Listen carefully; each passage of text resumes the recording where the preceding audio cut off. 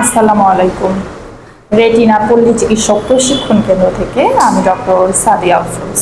আজকে আমরা একটা গুরুত্বপূর্ণ টপিকস নিয়ে আলোচনা করব, সেটা হচ্ছে ডায়রিয়া। কম বেশি সবাই আমরা এই ডায়রিয়াটার সাথে একটু পরিচিত, ঠিক আছে? তো ডায়রিয়া আসলে কাকে বলে? সেটা হচ্ছে যদি ঘন ঘন পাতলা পায়খানা হয় তাহলে আমরা সেটাকে বলছি ডায়রিয়া। তার মানে diarrhoea is defined as the passage of loose stool more than 3 times a day, মানে দিনে 3 বারের অধিক যদি আসলে পাতলা পায়খানা হয় বা 3 বার হয় তাহলে সেটাকে আমরা বলছি ডায়রিয়া। ঠিক আছে? তাহলে ডায়রিয়া কাকে বলছি? যে diarrhoea is defined as the passage of loose stool more than 3 times a day, অথবা বাংলায় যদি বলি ঘন ঘন পাতলা পায়খানা হওয়াকে আমরা বলছি ডায়রিয়া।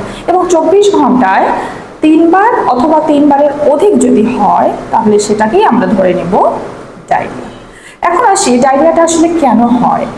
ডায়রিয়ার কিছু কারণ আছে, কজ, যেমন ভাইরাল মানে ভাইরাসের জন্য হতে পারে, কিছু ব্যাকটেরিয়ার জন্য হতে পারে, ঠিক আছে? আবার কখনো আছে ফুড পয়জনিং হয়ে গেছে তখনও হতে পারে, ঠিক আছে? তো প্রথমে একটু জানি যে কোন কোন ভাইরাসের জন্য আসলে হতে পারে। ভাইরাসগুলোর মধ্যে হচ্ছে অ্যাডিনো ভাইরাস একটা আছে, সেটার জন্য হতে পারে, ঠিক আছে? তারপর রিট্রো ভাইরাস, এটার জন্য অ্যাস্ট্রো ভাইরাস, এগুলোর জন্য হতে পারে। আবার ব্যাকটেরিয়া আছে কিছু, যেমন ইস্টিরিয়া কোলাই, কোলাই যেটাকে আমরা বলি, এই ব্যাকটেরিয়ার জন্য হতে পারে, ঠিক আছে? সালমোনেলা, সিজেলা এই ধরনের ব্যাকটেরিয়ার জন্য হতে পারে, অথবা ভিব্রিও কলেরা এগুলোর জন্য হতে পারে। আচ্ছা, আরো আছে ফুড পয়জনিং এর জন্য হতে পারে, ঠিক আছে? আবার হচ্ছে ইনফ্ল্যামেটরি বাউল সিনড্রোম, এটার জন্য হতে পারে, ঠিক আছে? আবার হচ্ছে প্রোটোজোয়া আছে কিছু পরজীবীর জন্য, যেমন অ্যান্টাবিবা হিস্টোলাইটিকা, এটার জন্য হতে পারে। বোঝা গেছে?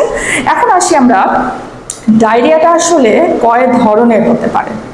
ডায়রিয়াটা কয় ধরনের মানে ক্লাসিফিকেশন অফ ডায়রিয়া। ডায়রিয়া বলছে যে ডায়রিয়া ক্যান বি ক্লাসিফাইড 2 ধরনের, একটা হচ্ছে ডিউরেশনের উপর নির্ভর করে মানে সময়ের উপর নির্ভর করে, আর একটা বলছে ক্রনিক ডায়রিয়া মানে জটিল হয়ে গেছে দীর্ঘদিন থাকতে থাকতে, ঠিক আছে? তাহলে ডায়রিয়া ক্যান বি ক্লাসিফাইড 2 রকম। কি কি? একটা হচ্ছে তার ডিউরেশনের উপর নির্ভর করে মানে সময়ের উপর নির্ভর করে আমরা ক্লাসিফিকেশন করি, আর একটা হচ্ছে ক্রনিক ডায়রিয়া জটিল হয়ে গেছে যেটা, ঠিক আছে? আচ্ছা, আর একটা হচ্ছে কিছু অর্গানিজমের জন্য বা কারণের জন্য হতে পারে ডায়রিয়া, যেমন আমরা একটু আগে বললাম ব্যাকটেরিয়ার জন্য হতে পারে, ভাইরাসের জন্য হতে পারে, কিছু প্রোটোজোয়ার জন্য হতে পারে, ঠিক আছে? তারপর হচ্ছে কোনো ড্রাগ সে নিচ্ছে সেটার জন্য হতে পারে, সাইকোজেনিক এগুলোর জন্য হতে পারে। বোঝা গেছে এটুকু? এখন আমরা চলে যাব যে ডায়রিয়াতে আসলে কি কি লক্ষণ দেখা যায়, ডায়রিয়া হলে তার কি কি লক্ষণ দেখা যেতে পারে। যেহেতু আমরা সংজ্ঞার মধ্যে প্রথমেই বললাম যে ডায়রিয়া হলে কি হয়, ঘন ঘন পাতলা পায়খানা হচ্ছে, ঠিক আছে? তার মানে শরীর থেকে কি চলে যাচ্ছে, ফ্লুইডটা চলে যাচ্ছে, তরল। স্বাভাবিকভাবে রোগী কি করবে, রোগী বলবে যে আমার দুর্বল লাগছে, তাই না? ডিহাইড্রেট হয়ে যাবে, তার মানে এখানে ডিহাইড্রেশনটা দেখা যাবে রোগীর। কি দেখা যাবে? ডিহাইড্রেশন, রোগী দুর্বল হয়ে যাবে, ঠিক আছে? আর একটা হচ্ছে অনেকেরই বাওয়েল মুভমেন্ট হয়, মানে পেটের ভেতর দেখবা গুড়গুড় হচ্ছে, গ্যাস ফর্মেশন হচ্ছে, ঠিক আছে? কারো কারো আবার যেটা হয় পাতলা পায়খানা তো হচ্ছে এবং ওয়াটারি স্টুল যাচ্ছে, ওয়াটারি স্টুল মানে একদম পানির মতো যেতে পারে, ঠিক আছে? নওশিয়া হবে, ভমিটিং হবে। নওশিয়াটা কি? যখন বমি বমি পাচ্ছে রোগীটা তখন সেটাকে আমরা বলছি নওশিয়া, ওকে? আর ভমিটিংটা হচ্ছে যদি রোগী বমি করে ফেলে তাহলে সেটাকে আমরা বলছি ভমিটিং। আচ্ছা, আর কি হতে পারে? সেটা হচ্ছে পেটের ভেতর ক্র্যাম্পিং হবে। ক্র্যাম্পিং কোনটাকে বলি? যখন কামড়ায়, অনেকে বলে না বাংলা শব্দ যে আমার পেটের ভেতর কামড়াচ্ছে, ঠিক আছে? এটাকে আমরা বলি ক্র্যাম্পিং। তাহলে আমরা কি কি লক্ষণ দেখতে পেলাম? একটা রোগী যখন আসলো ডায়রিয়া, ফার্স্টেই যেটা বলবে সেটা হচ্ছে দুর্বল লাগছে এবং পাতলা পায়খানা হচ্ছে, ঠিক আছে? থিন অ্যান্ড লুজ স্টুল যেটা। আর একটা যেতে পারে ওয়াটারি স্টুল হতে পারে, পানির মতো। রোগী ডিহাইড্রেট হয়ে যেতে পারে, মানে ডিহাইড্রেশন দেখা যাবে রোগীর, যেহেতু ফ্লুইডটা বেশি বেশি চলে যাচ্ছে সেটা। বাওয়েল সিনড্রোম দেখা যাবে, তার মানে হচ্ছে পেটের ভেতরে কি হবে, গুড়গুড় একটা শব্দ হতে পারে, নৌশিয়া হতে পারে, ভমিটিং হতে পারে। নৌশিয়াটা কি আসলে? নৌশিয়া হচ্ছে বমি বমি ভাব, আর ভমিটিং কোনটাকে আমরা বলছি, বমি হওয়াটাকে আমরা বলছি ভমিটিং।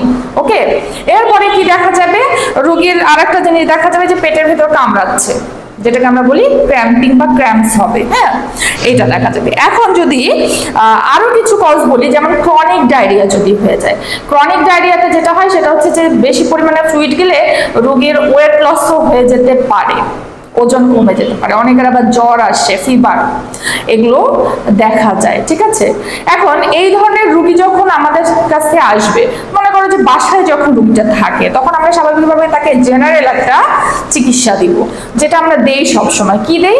ওআরএস। ঠিক আছে, ওআরএস দিব। তার মানে তার যেহেতু ডিহাইড্রেশন দেখা গেছে, ফ্লুইড চলে যাচ্ছে শরীর থেকে, বেশি বেশি তরল চলে যাচ্ছে, তাহলে আমাদের অবশ্যই একটা স্যালাইন চালু করতে হবে, সেটা মুখে খাওয়ার স্যালাইন, যেটাকে আমরা বলি ওআরএস। এবং এই স্যালাইনটা হতে পারে কিরকম, সেটা হচ্ছে গ্লুকোজ বেস অথবা রাইস বেস স্যালাইন। ঠিক আছে, গ্লুকোজ বেস স্যালাইন অথবা রাইস বেস স্যালাইন। আর একটা হচ্ছে যদি রোগী মুখে খেতে না পারে, তাহলে আমরা ইন্ট্রাভেনাস ফ্লুইড দিব। ঠিক আছে, মানে আইভিতে আমরা তাকে স্যালাইনটা চালু করে দিব। ঠিক আছে, এখন যেটা হবে, যেহেতু সে বারবার বাথরুম করতেছে, পানি বের হয়ে যাচ্ছে শরীর থেকে, পানির সাথে আরো কিছু ইলেকট্রোলাইট চলে যাচ্ছে, তাহলে ইলেকট্রোলাইট কি হচ্ছে, ইমব্যালেন্স হচ্ছে, অসামঞ্জস্যতা, সেটাকে ঠিক আমরা করব রিকভারি। ঠিক আছে, তার মানে কারেকশন অফ ইলেকট্রোলাইট ইমব্যালেন্স, এটাকে আমরা ঠিক করব। এরপরে আমরা ডায়েটটাকে ঠিক করে নেব। তাকে শক্ত খাবার তো দেওয়া যাবে না, সেমি সলিড খাবার দিতে হবে, মানে অর্ধ একটু শক্ত খাবার তাকে